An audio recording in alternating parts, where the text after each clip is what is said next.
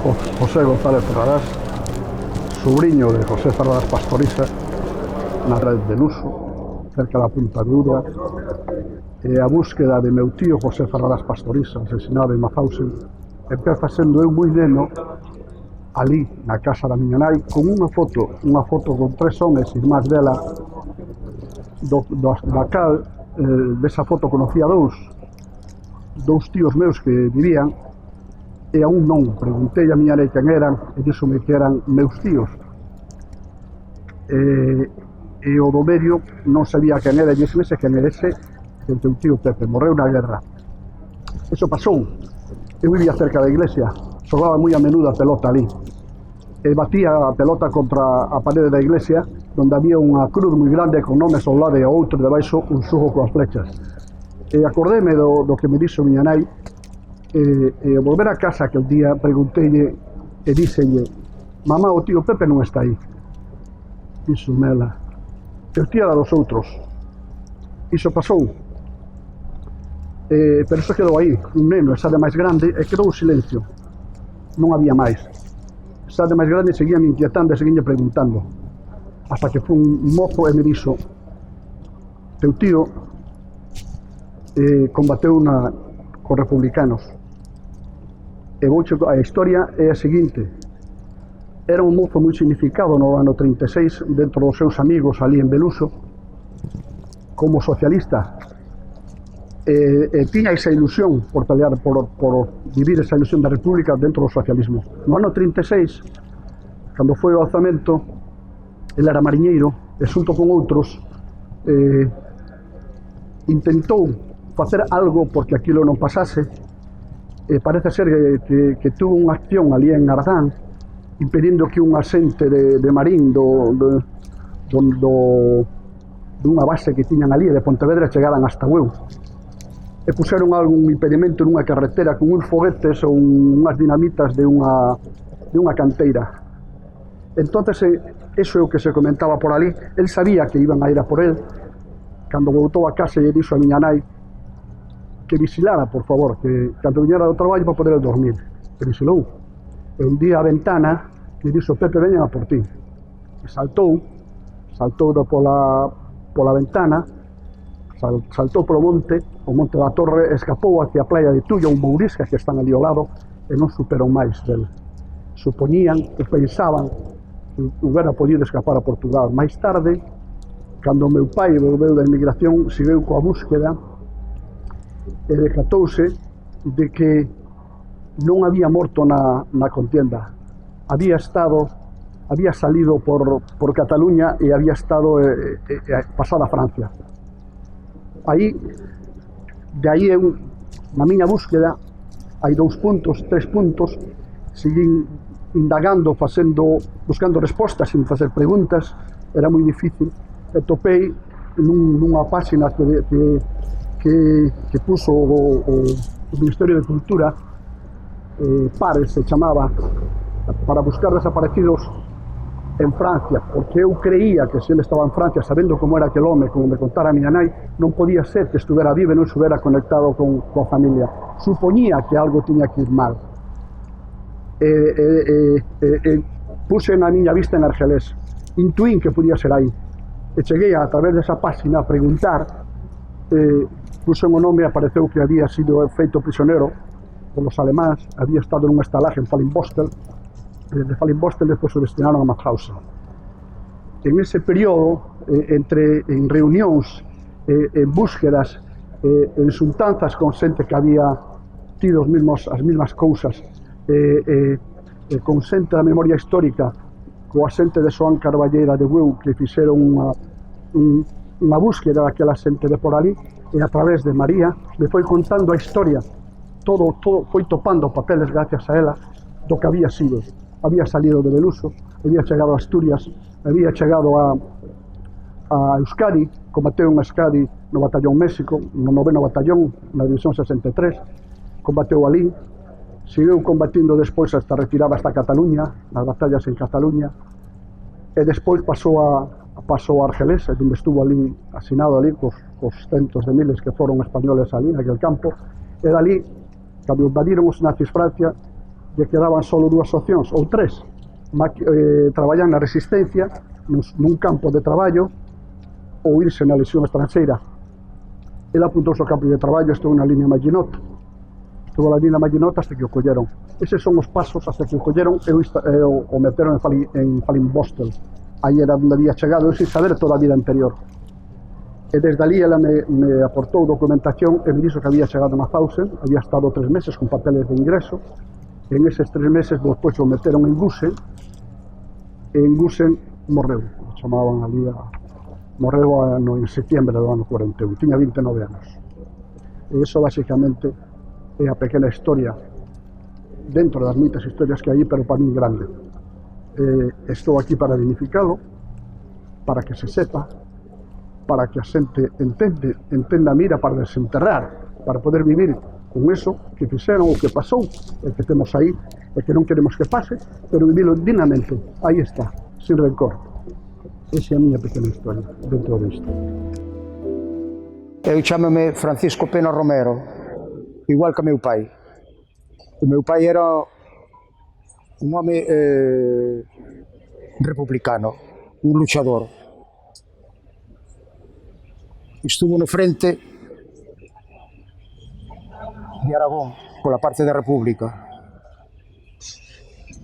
Ali, cando se terminou a guerra, pois se pasou a Francia. En Francia, os franceses escolleron o exército republicano e os enviaron a maioría nunha playa que se chama Barcarés.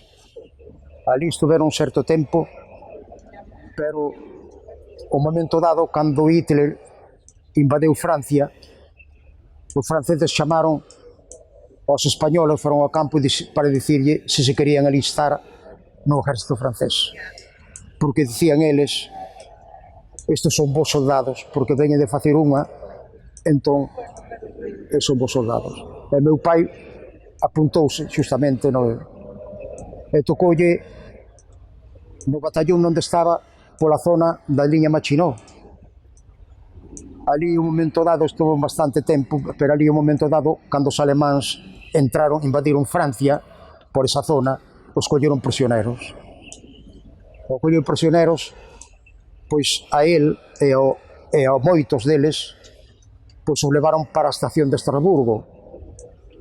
E ali estuveron un día ou dous, me parece, na estación de Estrasburgo. E enseguida os levaron para Austria, para o campo de concentración Mauthausen. E ali estuvo 5 anos, todo o tempo da guerra, hasta a liberación. E ali, pois, a suerte que ele era un home fuerte e conseguiu sobrevivir ás torturas, á fame, aos traballos e a todo o que os alemáns lle podían facer para que falleceran enseguida, para matalos enseguida, porque como era un campo de exterminio, ninguén podía salir dali, sobre todo os españoles, porque os alemáns lle dicían, Franco non vos matou, pero daqui non salides vivo, señalando a cámara de gas, facendo o señal da cámara de gas. E claro está, meu pai, como era un home fuerte, era un mariñeiro, estaba acostumbrado a traballar, entón se resisteu a todos eses traballos, todo o que os alemáns, os SS, lle podían facer tanto a él como os compañeiros, non? Foi unha suerte porque ele saleu vivo do campo, pero con traumas enormes, porque pola noite se despertaba con trauma, con pesadillas, sudando e dicindo, aí veñen os alemáns, oi as botas dos alemáns, oi as botas... E miña nai o consolaba un pouco, porque tiña unha toalla para limpar o sudor e todo eso. E así hasta que falleceu. Todo velo era lamentable, que non era normal aquilo, comprende? Entón, hasta a última hora que falleceu aquí en Vigo, está enterrado en Cabo de Cruz. Na inscripción ten ex deportado de Mauthausen. Sí,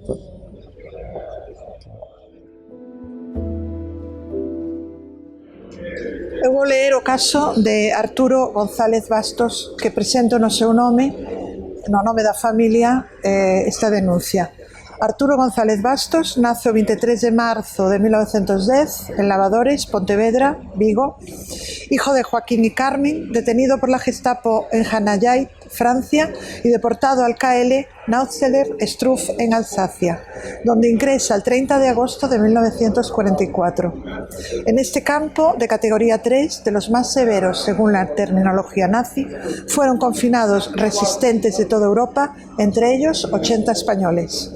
En él se realizaron crueles experimentos médicos pseudocientíficos con gas venenoso y otros relacionados con el tratamiento del tifus y de la fiebre amarilla. El 6 de septiembre, ante el avance de los aliados, es evacuado al campo de Dachau y 2 días más tarde transferido al comando Ayach.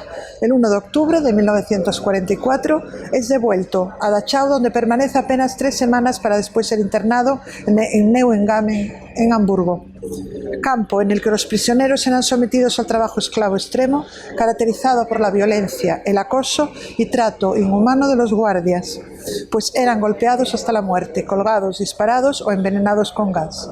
Arturo González Bastos es asignado al subcampo de Meppendam-Dalum en Elmsland, en donde los prisioneros son obligados a construir fortificaciones y zanjas antitanque para proteger la costa norte alemana bajo las condiciones más adversas. Arturo González Bastos fallece el 10 de febrero de 1945 en Meppel-Dalum a causa de una neumonía. Según constan los documentos del campo, fue inhumado en una fosa común. El gobierno franquista, que detectaba el poder en España desde la finalización de la Guerra Civil, abril de 1939, tuvo conocimiento de que Arturo González Bastos y otros miles de españoles más fueron hechos prisioneros de los nazis sin que en ningún momento se preocuparan por su situación y por la salvaguardia de sus derechos. Eu veño aquí representante o meu tío avó, de Domingo Castro Molares. Eu fai relativamente pouco tempo que me enterei da historia do meu tío avó. Realmente fai 3-4 anos, porque na miña familia eu entereime del a través de cando empecé a buscar o meu avó. O meu avó perdeuse a pista na miña familia en 1940. Separouse da miña avoa recén nacida miña nai, non sei se vou máis del. Entón empecé a buscalo. E buscando, ao final conseguí información del, conseguí o seu expediente militar, entereime que el, cando foi o golpe de Estado de Franco, foi mobilizado co exército franquista, estaba facendo o servicio militar e foi mobilizado co exército franquista. E fixo toda a guerra co exército franquista. E así quedou a cousa, pero atopei, buscando información sobre el, atopei unha persoa que tiña os seus mesmos apellidos, Castro Molares, non son moi comuns. Entón, o atopei nun blog de María Torres, que é investigadora, que dedicase a investigar sobre os deportados, os campos nazis, os deportados galegos dos campos nazis. Entón pregunteille se podían ter relación esas dúas persoas que compartían os mesmos apellidos. O meu avó era Fernando e este era Domingo. Contestoume, díxome que é posible que foran familiares, porque os apellidos eran común, e entón empezamos a investigar e chegamos a conclusión, conseguimos partidas de bautismo, de nacemento, confirmamos que eran irmáns. E así foi como eu me enterei de que tiña un familiar que fora deportado aos campos nazis, os campos de concentración nazis. Entón, a raíz dese momento, empecé a coñecer a historia do meu tío avó, Domingo Castro Molares, que a historia, o que se sabe desa historia, da historia dese home, é que el, cando foi o golpe de Estado, foi mobilizado co exército franquista. El deserta do exército franquista, unese ao exército republicano, vai a Madrid, unese ao exército republicano e fai a guerra co exército republicano. Dase a casualidade de que no expediente militar do meu avó di que el está no frente, loita cos franquistas no frente de Madrid, e o seu irmán destacos republicanos en Madrid. O sea, é moi posible que estuveran os dous loitando, enfrentados en Madrid, os dous irmáns. Imagino que isto habrá pasado bastante en familias españolas daquela época, pero eu non me imaginaba que iso hubiera pasado na miña familia, a verdade. Cando a República perde a guerra, o meu tío avó, el domingo, ten que marchar a Francia, acaba como tanto nos campos de refugiados franceses, e ali é mobilizado co exército francés cando os nazis invaden Francia. Mobilizan co exército francés, enseguida os nazis derrotan os franceses, os fan prisioneiros, entre eles estaba o meu tío avó, Domingo, os levan a campos de prisioneiros de guerra. Neses campos de prisioneiros de guerra, os prisioneiros tiñan un trato digno, porque estaban suxeitos a Convención de Ginebra, pero os prisioneiros españoles, os nazis que como eran aliados de Franco, preguntanlle a Franco que fan cos prisioneiros españoles. E Franco dille que os españoles que están fora de España non son españoles, que faga con eles o que queira, o sea, os abandonan. Franco abandona aos seus compatriotas súa sorte. Incluso dinlles aos nazis que poden facer con eles o que queiran. A raíz de aí os prisioneiros españoles mandan ao campo de Mauthausen, que era un campo de traballo donde os prisioneiros traballaban de forma esclava, condiciones inhumanas, e donde morrían traballando. Os que non morrían traballando, cando non podían traballar, pois os levaban ao castillo de Jartén, e aí é onde acabou o meu tío avó, Domingo Castro Molares. Cando xa non podía traballar, o mandaron ao castillo de Jartén. Ali os mataban, os gaseaban, incluso facían experimentos con eles. E ali acabou a súa vida. E este acta de función, que os nazis eran moi meticulosos, incluso coa barbarie que facían, eran moi meticulosos, documentaba, e aquí está documentada a súa morte. Puxeron unha causa da morte. Está a data, o lugar, incluso puxeron unha causa de morte, non me lembro cal é, pero así foi. E aquí estamos un pouco para recuperar a memoria desta xente que sufriu doblemente, primeiro loitando contra o franquismo e despois loitando contra o nazismo. Os superviventes non puderon volver a España, tiveron que sufrir o exilio. Ainda é hoxe que non foron recoñecidos. En Francia xa foron recoñecidos os exiliados españois, os supervivientes foron recoñecidos en Francia, pero en España non. Esperemos que esta injusticia se solucione o antes posible. Soy María Torres, investigadora de la Asociación para la Recuperación de la Memoria Histórica, y voy a contar la historia de Ramón Garrido Vidal. Se va a presentar su denuncia esta tarde aquí en el consulado. Ramón Garrido Vidal nació en Ogrove el 24 de mayo de 1915. Tras el golpe de Estado de 1936 fue movilizado por el ejército franquista, del que deserta y combate con el ejército republicano.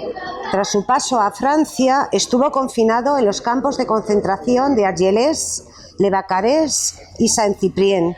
Movilizado por las autoridades francesas en la 196 Compañía de Trabajadores Extranjeros, tras la desmovilización se refugia en Rennes y cambia su identidad por la de León Carrero Mestre. Organiza los primeros grupos de resistentes en Bretaña. Es responsable del grupo Fisterre.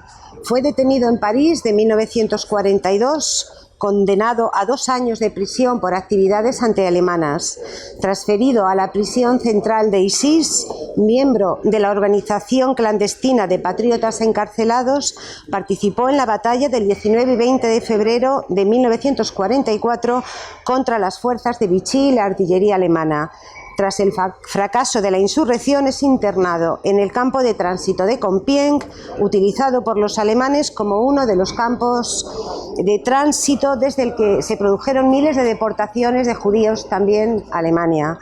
Ramón Garrido fue deportado al campo de Dachau en junio de 44, ingresó el 18 y un mes más tarde es transferido al comando Landsbergkaufering, donde fue utilizado como mano de obra esclava para la construcción de búnkers subterráneos destinados a alojar la producción de aviones de caza alemanes. En abril de 1945, ante los constantes ataques de la aviación aliada, es evacuado a pie junto a otros 1000 prisioneros con destino al campo principal de Dachau, ingresando en el comando ALAC hasta la liberación del campo en 1945. Esta es la historia de Ramón.